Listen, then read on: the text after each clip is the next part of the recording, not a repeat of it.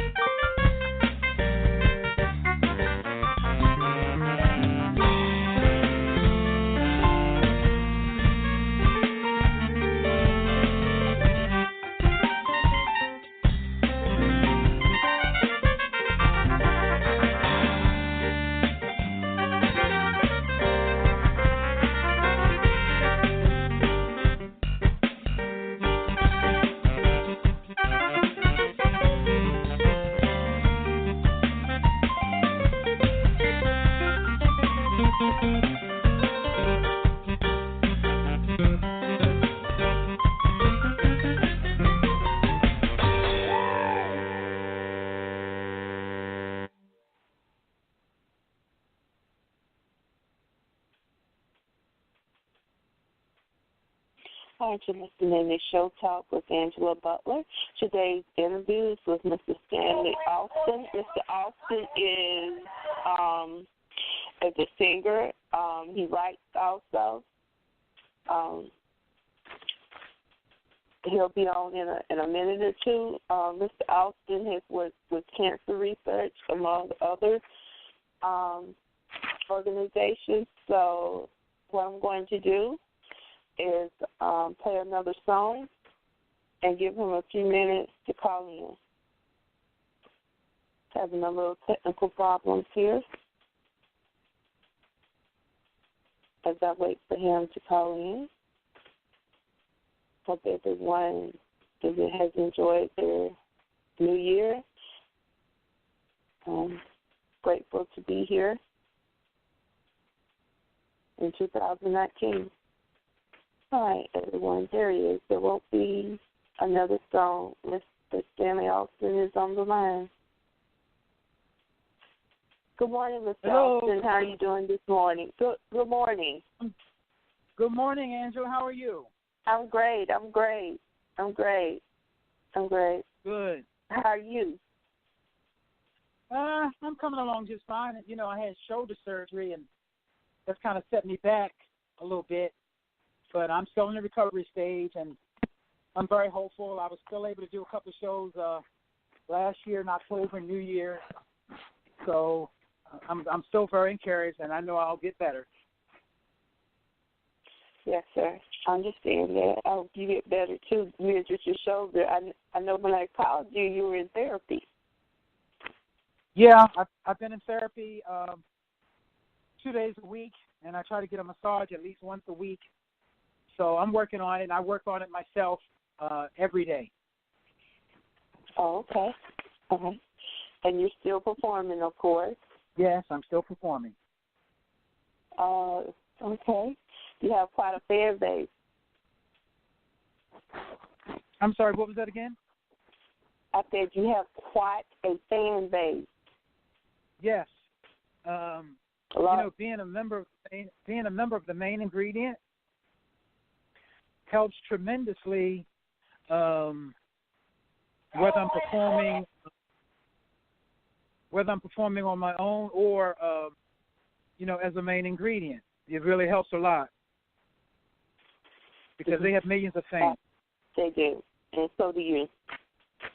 You saying you have millions of fans also. Yeah. Yes, I'm happy.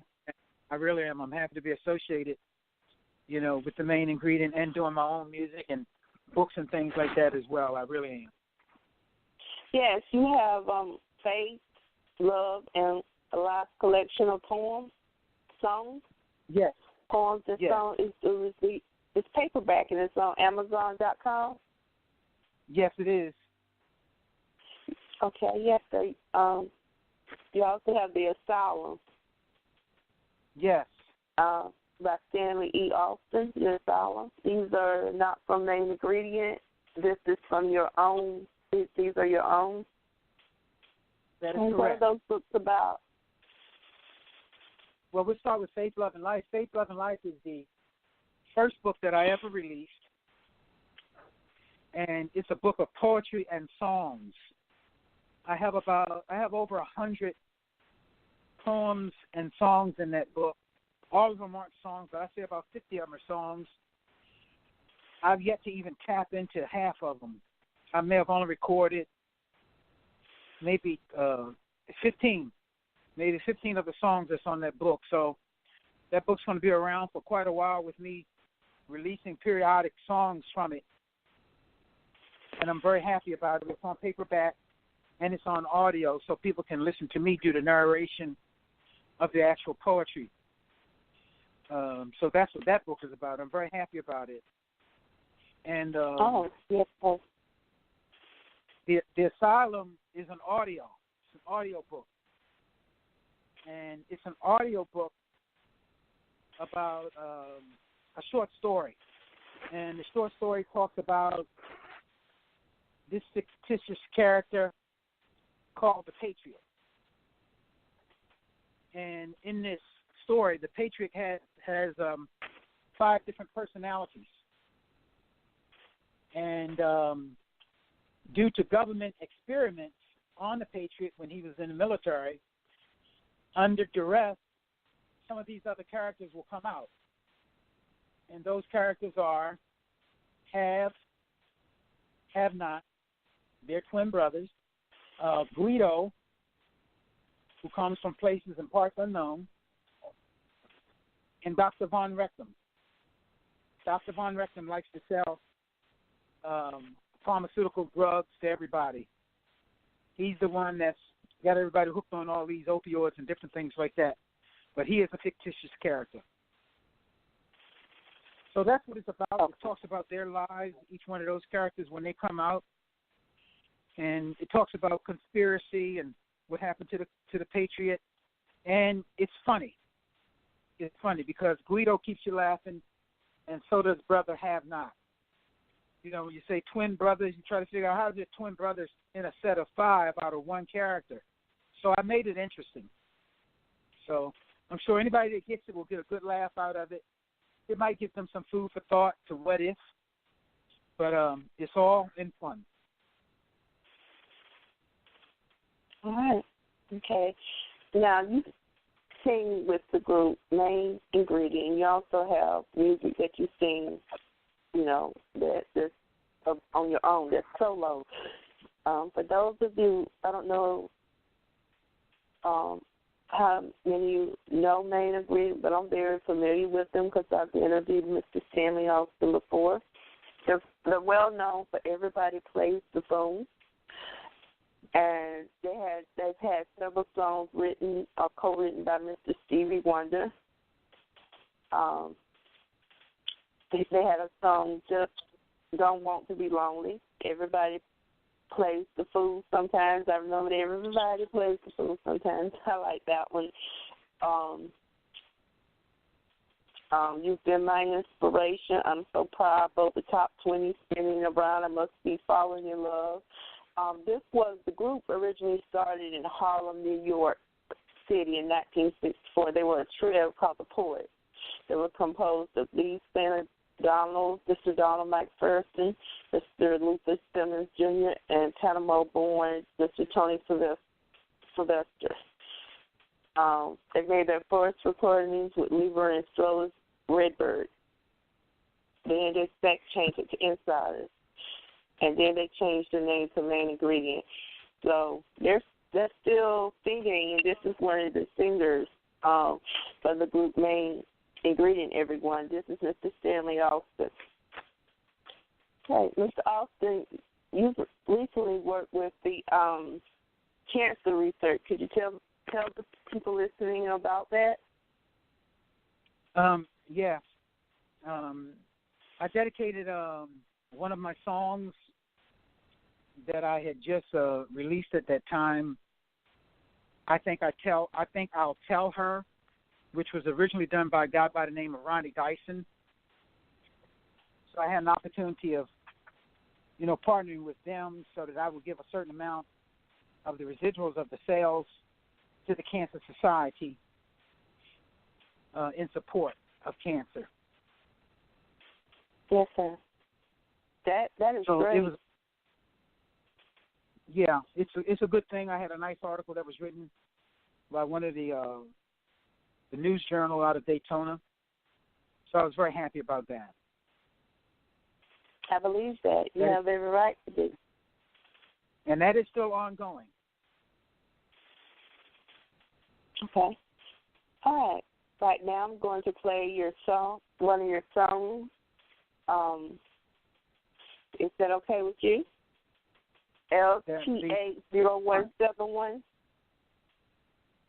I'm sorry, repeat that again, please. Okay? I didn't get that. I said I'm going to play one of your songs, LTA0171. Okay. I know what that is. Okay. All right. That's what it says. It's on YouTube. That's everybody plays. That's me singing. Everybody plays full live. Yes. Okay. All right. Everyone, getting ready to listen to Mr. Stanley Austin. You're in for a great treat. He has a beautiful voice. Beautiful, beautiful voice.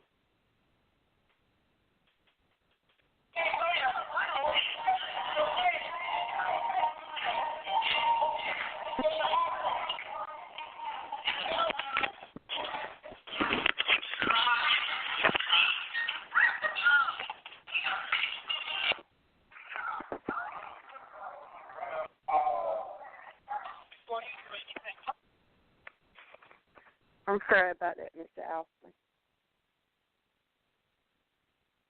Not a problem. I'm sure you'll get it. Yes, and if you don't, you can always go to.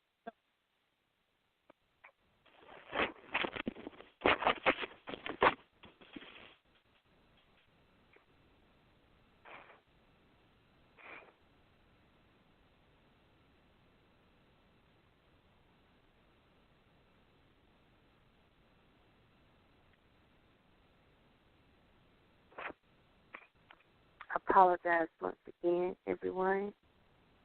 Mr. Alston, don't let this stop you from coming back on. Well, maybe you're going to have to go to something else, Angela. If you have anything else, I know I sent you a couple of things.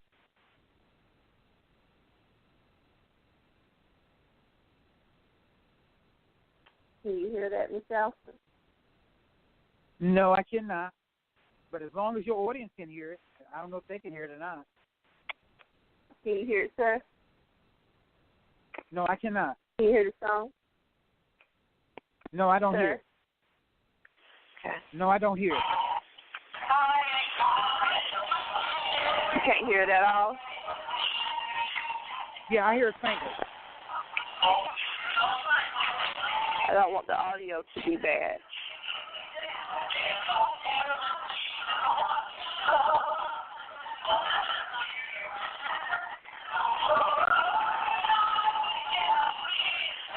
It's not coming in like it should.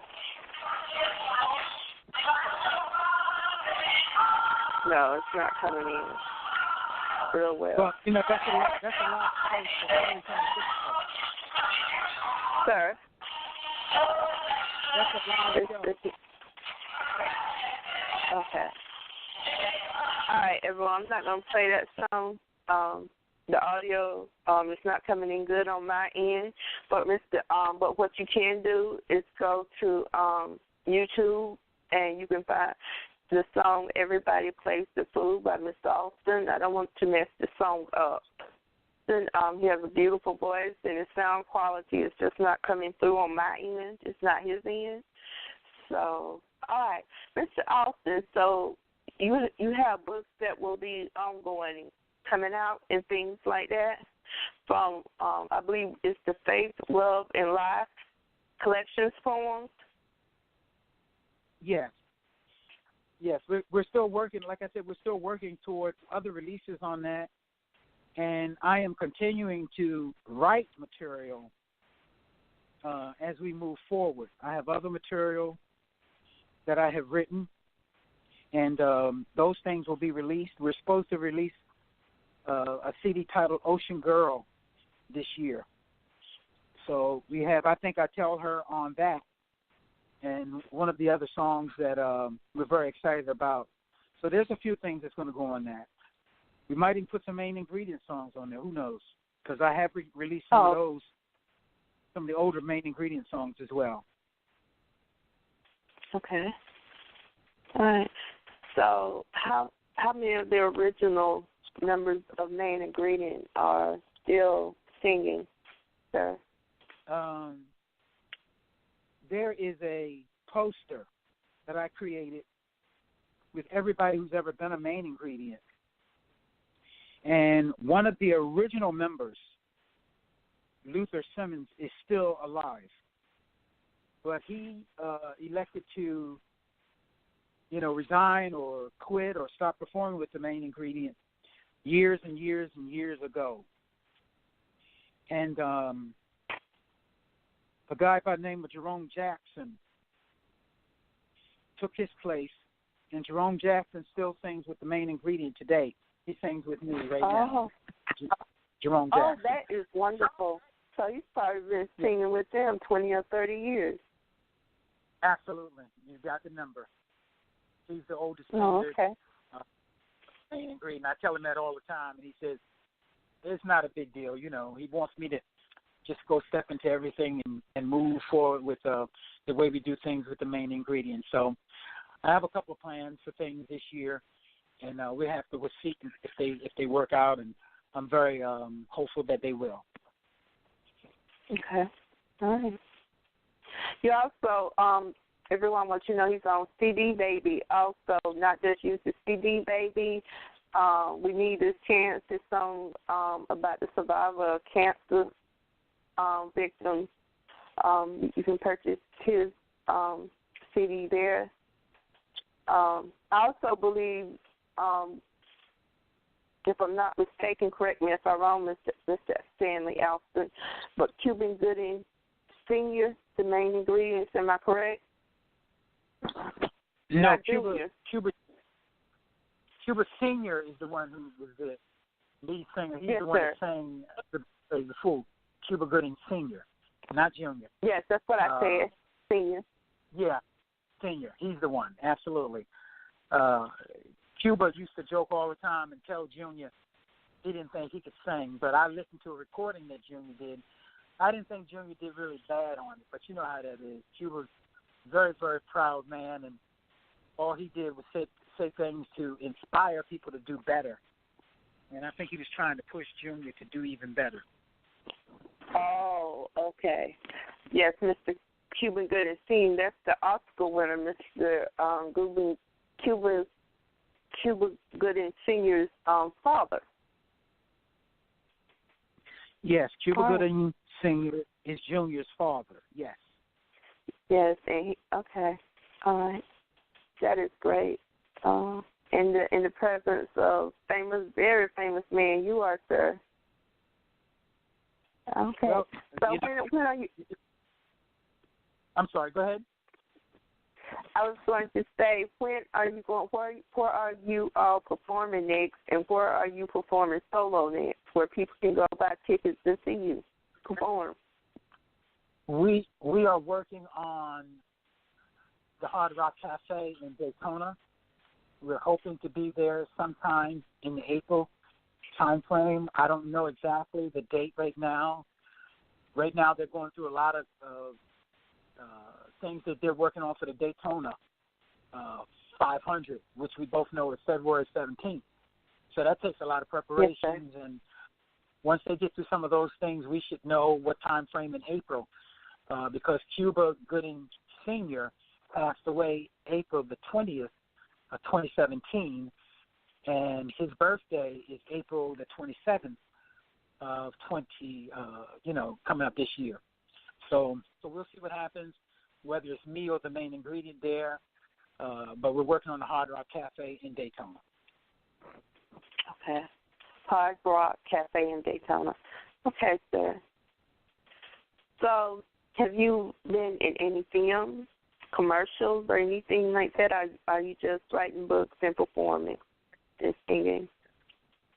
Well, I tell you this, I'm a little overdue at doing a commercial for a guy by the name of Marshall Thompson. Marshall Thompson is the last living member of the original Charlites.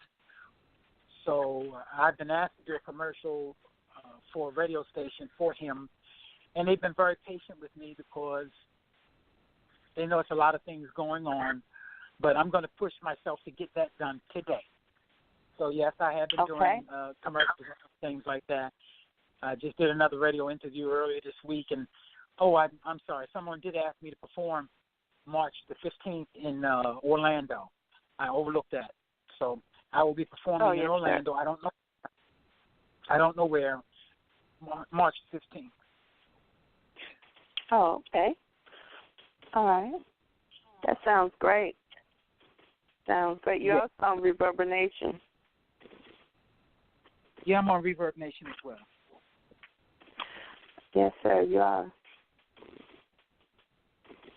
On your bookstore, Reverber Nation, and among other great music. Just disappointed that the sound quality isn't good. Yeah, I'm a little sorry too. Yes, sir. For the suspect as to why it's not coming through. Cause that's one of my songs. Yeah. That's coming through. I can hear it real good right now.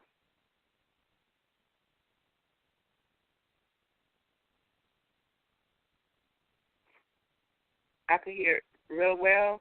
It's just I'm gonna concerned about the sound quality. As you can well understand, I don't want to mess your music up. Okay. Sir. Yeah. Yes, you have. I think I'll tear her, Silent Night, Make Up Your Mind, My Life Belongs to Jesus, Star Spangled Banner, among many others. It's called the Alston Experience. It's at reverbernation.com. You also have, he's also on CD Baby, We Need This Chance. Everyone, I'm telling you. He has his books on Amazon. He has a paperback, Faith, Love, and Life, a collection of poems and songs by Stanley E. Alston, Alston, on Amazon. He also has A Fresh Start to the New Year, is what the page will say, and he has The Asylum. It's an audio book with 35 minutes and 10 seconds of never-ending excitement, laughs, and drama. That sounds interesting. That sounds like it would be funny. It will be funny, and if I can finish everything I want to do with it, Angela, I'd like to take it to the stage because it was actually written for the stage or network TV because each character has their own intertwining with the major character that can be branched out as separate entities of the one. Okay. Stage. All right. So that's in the future then, taking the the book, The Asylum, to the stage? Yes. Taking the CD to the stage. All right. That's the audio CD. Are you portraying different characters or something? Yeah, those pictures that you see on the face of the jacket is me dressed up in different characterizations. But if I did it live, I don't think that I would portray the 5 characters. I think that I would have other people intertwining and being those 5 characters. That's what I envision right now. Okay. That makes good sense. For you to have other people portraying it. That's a lot of work to portray all those other characters. Oh my God, it's a lot of work. Just doing the voices, if you listen to the CD and you hear all the different voices that are coming out of the different characters, is a lot of work by itself. I mean, it's not like singing 5-part harmony by yourself, and I can do that. But 5 different characters and saying a character is very difficult. So my hat is off to all of the people who have acted and done voiceovers that have been successful at it. It's a very difficult task. So I don't know if I'm ready to take that on stage and sit there and be all 5 of those characters or not. Plus, I'd like to have them dressed up, and I know that'd be a real different strain on the wardrobe. Yes, sir. Yeah, it would be. It would be something very, very different. It would be something I would like to see. So I have been enjoying your book, Faith, Love, and Life, a collection of poems and songs. It's nice. How far away is heaven? Do you know about Jesus? What are your thoughts? He will tell you the willow chased me and that you're beautiful, you're special. Why worry? Feel the need to be. And you can travel with love. Stay with me, I care. Will you stick by my side? After love, something is watching mom and dad, the challenge of life is to dream your dream. Rise, get old child. It's not over until it's over. Teachers sight, everyone's asleep. Yes, I believe. Beautiful. Faith, Love, and Life is the name of that book. It's a collection of poems and songs. That's in CD right. Also. It's right. Not just the... Okay. I don't see it in CD. So you were born in Virginia Beach, Virginia, but you're raised in Baltimore, Maryland. How did you know that you wanted to sing and write? What let you know that was what you wanted to do? That's a great question. I started singing at a very young age in Baltimore. We moved to Baltimore when I was 3 years old. And, of course, the place that you're going to spend most time is in church back in those days and in those times. So at 3 years old, I was singing in church. And then by the time I was 8 years old, I had journeyed outside of the church doing community events. And by the time I was 13, I was on stage getting paid for it as a musical entertainer. And that really, between the age of 12 and 13, but I'd say 13. And they were actually sneaking us in the clubs to perform. We were too young to be in them. Yes, sir.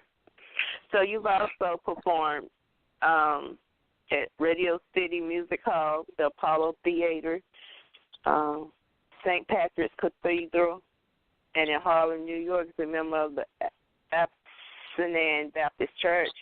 Also, as a recording artist, you had numerous releases today, and you continue to have extensive repertoire. You co-wrote Be For Real, the theme song for WJZ-TV, and AT&T's Reach Out America. You had a portrait and songbook, which we just talked about. It's available in both. Is available in paperback and CD. Faith, Love, and Life, a collection of poems. It said, did you ever finish your book that says The Wonderful Game of Baseball? I did not finish the book. I look at that and I kick myself every time because I have at least two other books sitting on the shelf. Bird and the Hurricane is my first novel that hasn't been finished. I could probably finish This Wonderful Game of Baseball a lot quicker because that is going to be statistical, and it will also talk about the years that I spent coaching young people at baseball. Most people don't know that I worked to get 20 or more students scholarships to college in baseball, where I put my music aside to help struggling young people in their art form. All of them didn't make it into the major league or anything like that. Some of them in the minor league. I know one that we're associated with, a guy by the name of Jeff Baker. If you want to look him up, he did make it to the Cubs organization. I think he's still with the Marlins, but he's probably at the end of his career. He's about 38 years old this year, so he's probably at the end of his career. So I've been around a lot of young people with a lot of talent that have played baseball and basketball. People gone to places like Kentucky and things like that. But I think those are the sacrifices that we make for the greater good of other people. I believe you're a certified basketball instructor, if I'm not mistaken, sir. Certified basketball? Certified baseball instructor. Baseball, yes, sir. Thank you for correcting me. I appreciate that. Okay. Yeah, certified baseball instructor. So I really love the wonderful game of baseball, and I think it's great for America. It's one of the best sports that I think that can teach people, young people, how to work as a team. Those sports, baseball and basketball, I love them. All right. Okay. That's nothing wrong with loving sports. I saw a documentary about baseball, and it was showing that a lot of younger people, that black African men in America, that was the sport in like the 70s and 80s, I believe. That was the main sport. It wasn't basketball or football. That's what I saw in the documentary, and that now it's not. I also read that baseball players in this day and age are paid more than any other sport. People who play baseball in the big league, in the NBA or the NFL. I don't know how true it was. What I read, though. No, that is correct. At that time frame that you mentioned is a time frame when young African Americans were working as hard as we have. A lot of history in baseball dating back to 1885 when blacks were playing baseball prior to the integration of baseball of Jackie Robinson. And that's why I wanted to write that book, because a lot of people are very confused because they don't know the history of it. That blacks were allowed to play baseball prior to Jackie Robinson, but that was in 1885. And then what happened was that some of the owners got together and they didn't want to compete against some of the black athletes because they had to be the very best to be on those teams, and they were. So that's part of the wonderful game of baseball that I wanted to mention, and I have other books of reference for that to verify and to confirm that.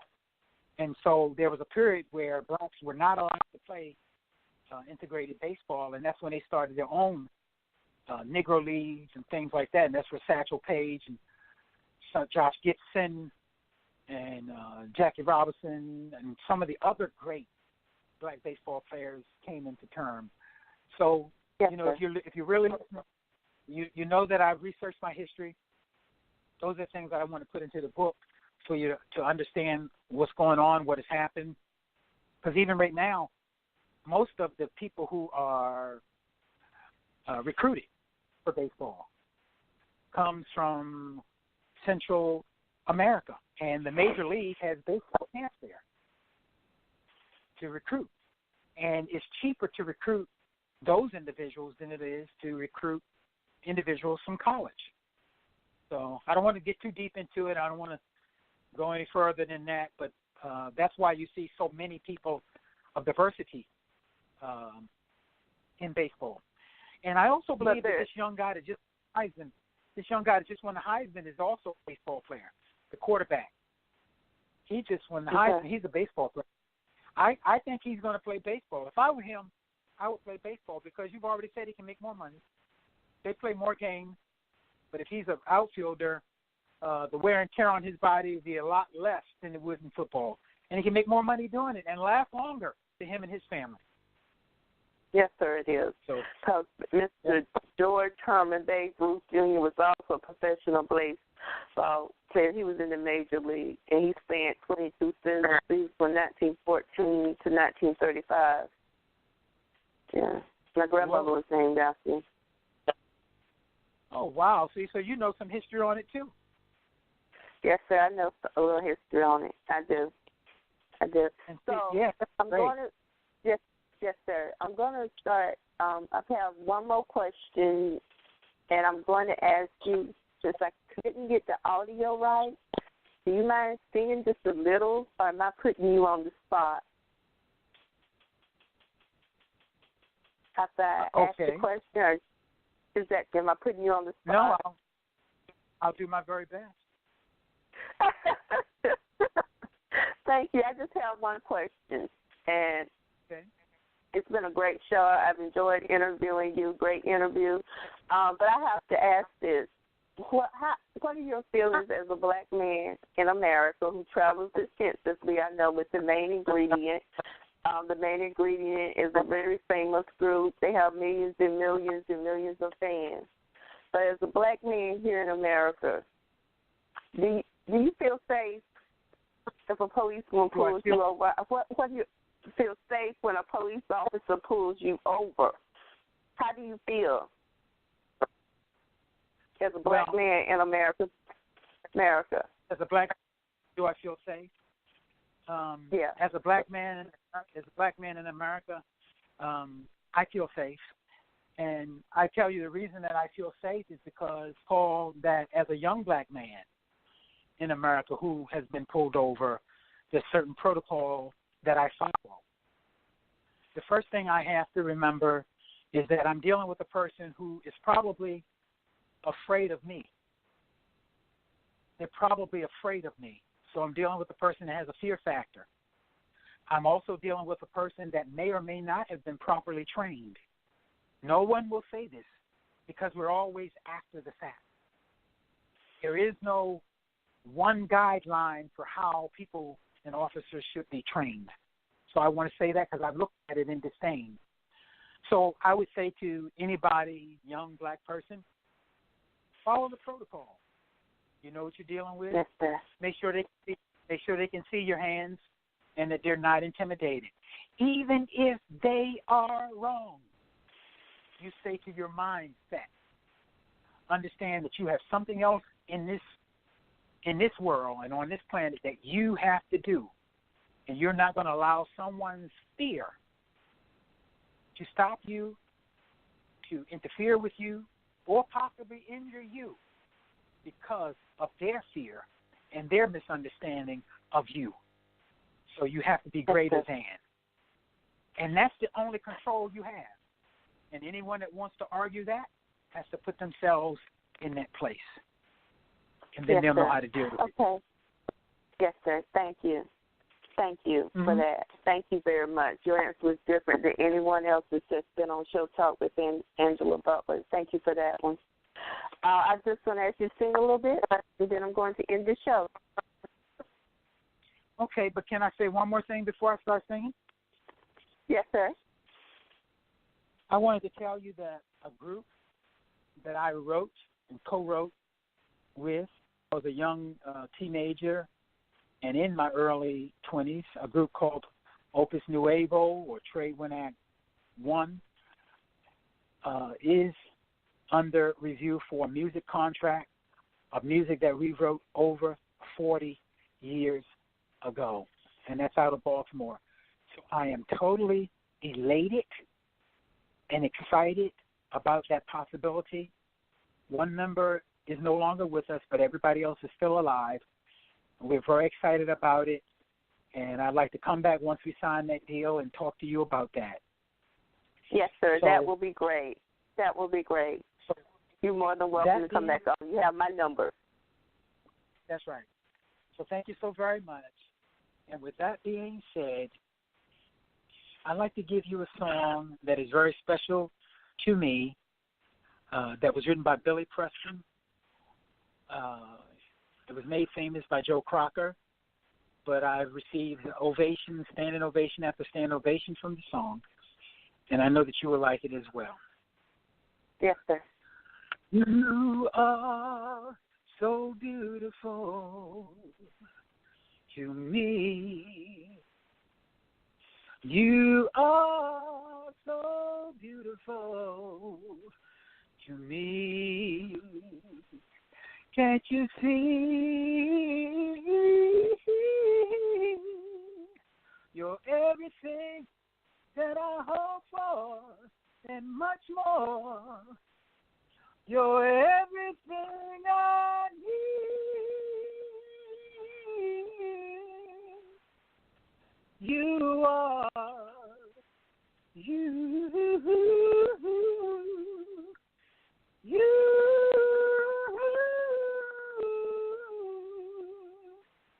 to me. Beautiful, Mr. Austin. Beautiful song. Beautiful vocals. Thank you for having me. Thank you for coming on Show Talk with Angela Butler, sir.